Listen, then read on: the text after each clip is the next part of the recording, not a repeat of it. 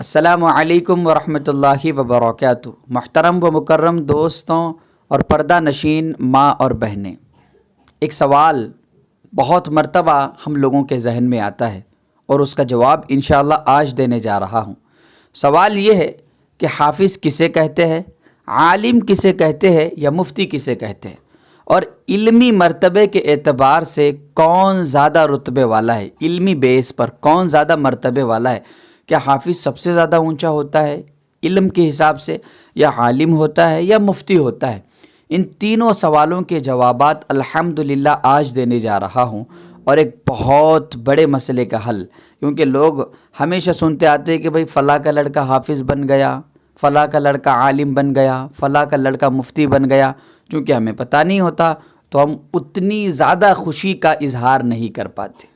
اگر پتہ ہوتا ہے کہ حافظ کا مقام و مرتبہ کیا ہے تو ہمیں لگے گا کہ واقعتاً حافظ قرآن بنا ہے، جس کے تعلق سے اللہ کے نبی صلی اللہ علیہ وسلم نے ارشاد فرمایا ہے، حافظ قرآن قیامت کے دن بلایا جائے گا اور اس کے ماں باپ کو سورج سے زیادہ چمکنے والے جوڑے پہنائے جائیں گے۔ تمام عالم ہوگا، پورا خاندان ہوگا۔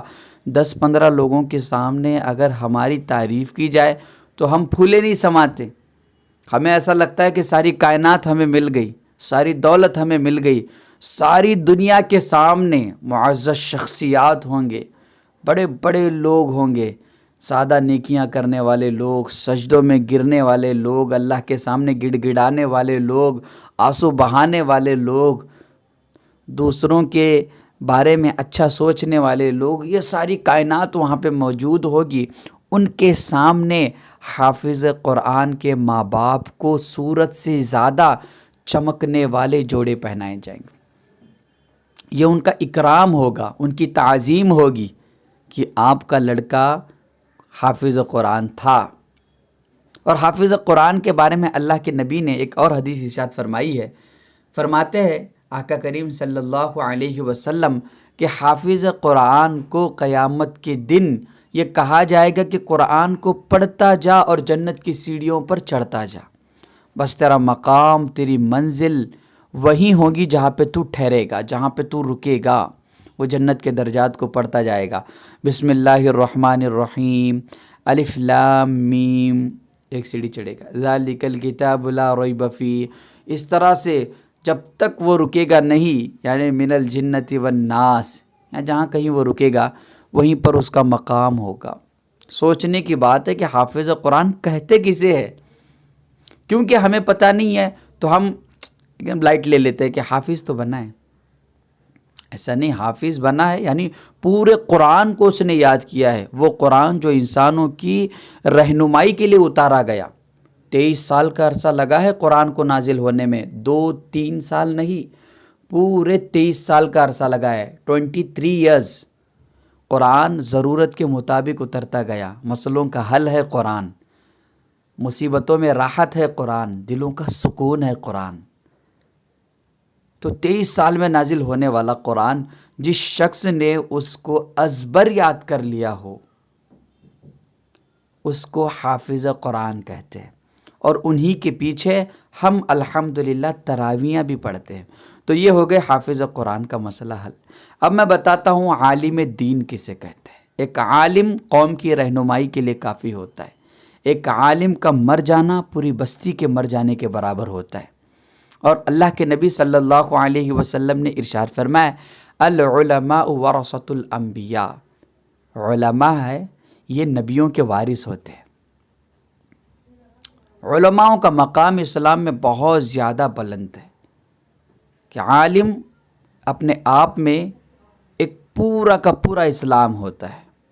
اس کو دیکھ کر لوگ نماز سیکھتے ہیں، اسے دیکھ کر لوگ روزے کے مسائل سیکھتے ہیں، اسے دیکھ کر لوگ اسلام سمجھنے لگتے ہیں، اسلام پہ چلنے لگتے ہیں۔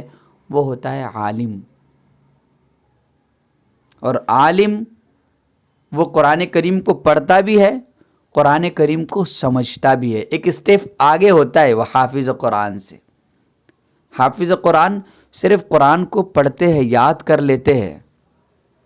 کچھ لوگ ہوتے ہیں جو اس کا ترجمہ جانتے ہیں، باقی تو نہیں جانتے۔ لیکن عالم قرآن کریم کو پڑھتا بھی ہے، قرآن کریم کو سمجھتا بھی ہے، قرآن کریم سے مسئلے بھی نکالتا ہے اور عوام کی رہنمائی بھی کرتا ہے۔ یہ ہوتا ہے عالم، اور عالم کا مقام بہت زیادہ بلند ہے اسلام میں۔ جب کبھی تمہارے رشتہ داروں میں، تمہارے دوستوں میں اگر کوئی شخص عالم ہو تو اس کی تعظیم کرے، اس کا اکرام کرے، کیونکہ یہ وہ شخص ہے جو قوم کا رہنما ہے، اور قیامت کے دن اس کی کیا عزت ہوگی وہ اللہ بہتر جانتا ہے۔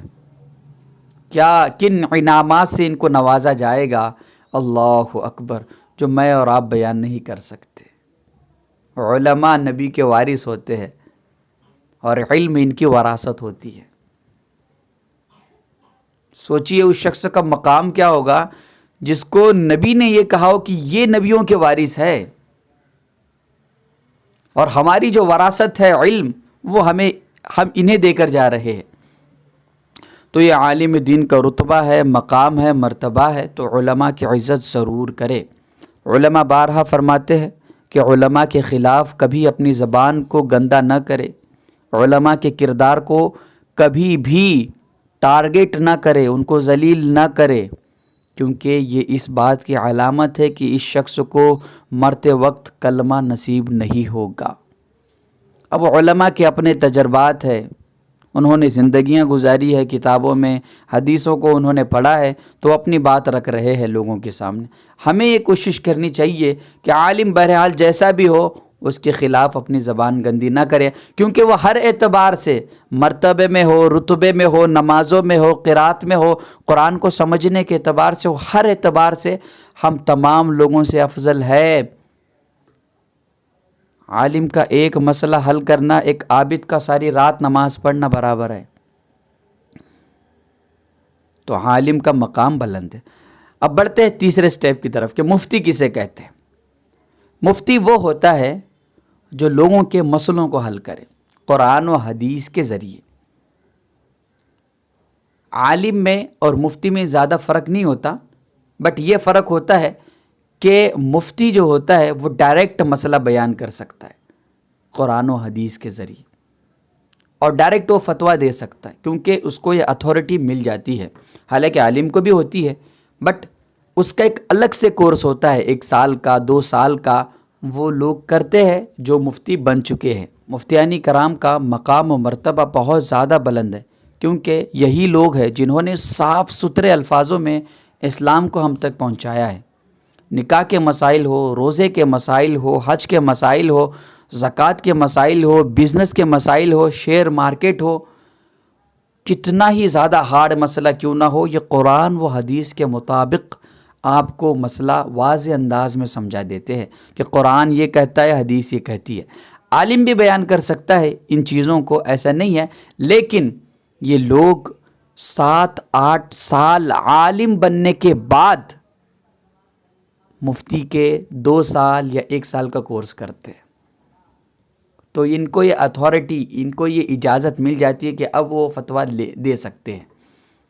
اور لوگ مجھ سے پوچھتے ہیں کہ میں کیا ہوں، تو الحمدللہ یہ ناچیز بھی، حافظ قرآن بھی ہے اور عالم بھی ہے۔ اللہ سے دعا کیجئے کہ میں عالم با عمل بنوں اور قرآن کریم کو کثرت سے پڑھنے والا بنوں، اور اسی طرح آپ ہماری ویڈیوز کو پیار دیجئے۔ انشاءاللہ ہماری یہ کوشش رہے گی کہ ہم جتنا ممکن ہو سکے آپ کو قرآن کریم کے اسباق سے سیراب کر سکے۔ تو ملتے ہیں انشاءاللہ نیکسٹ ویڈیو میں۔ اللہ حافظ، السلام علیکم ورحمۃ اللہ وبرکاتہ۔